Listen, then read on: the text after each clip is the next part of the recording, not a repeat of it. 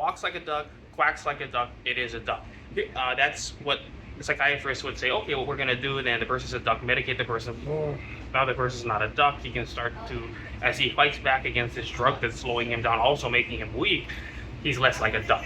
He almost sounds like George Clooney. But the problem with that is you want to quack like a duck, you want to talk like a duck if you are someone that when you are speeding up and when you're doing things at speed around fast people, you sound like a duck and you walk like a duck, and having that kind of fine motor control over your body. It looks like this guy has no core strength, he's walking like a duck.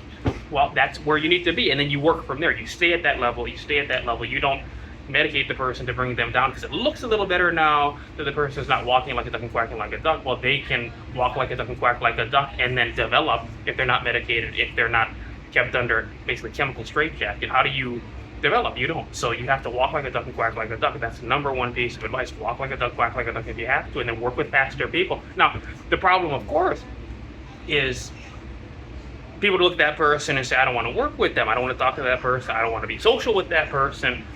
Right there. So there you go. There you have discrimination. There you have, but when people are in high school, people are in middle school and elementary school, the thing is, you have a right to be in public school, but because you're doing that and you're talking like that and you're trying to connect with these people that are talking faster, that are higher level, that are more intelligent, because you're attracted to that template of a woman that's going to go to UC or Cal State, and she's going to have a degree and she's got a family with 4 fourplexes somewhere in the American Southwest, and 2 houses in Hawaii or 2 houses in the coastal area like you're in San Diego or Los Angeles along the Zuma Beach, that cliff up there, like that kind of money. If you're into that, and so you're trying to talk to these people that are fast, we better medicate the person so he stops walking like a duck and quacking like a duck. If you look at that picture of me, that shows I was a genius.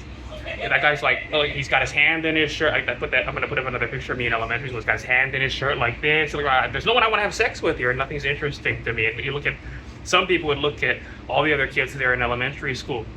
Look at the light in their eyes. Look at the light that's not in his eyes. That guy's retarded. They're geniuses. No, some people have to learn by not sitting still. Some people have to learn by being very, very, wheelchairing everybody like this, creating their servants, getting people to help them answering this question.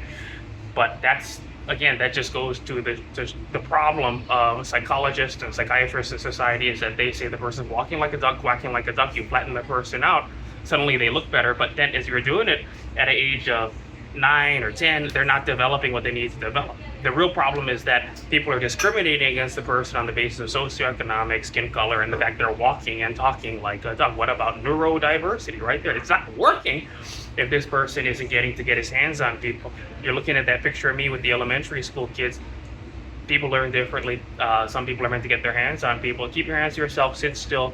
I think they would have been better off not keeping their hands to themselves and not sitting still either.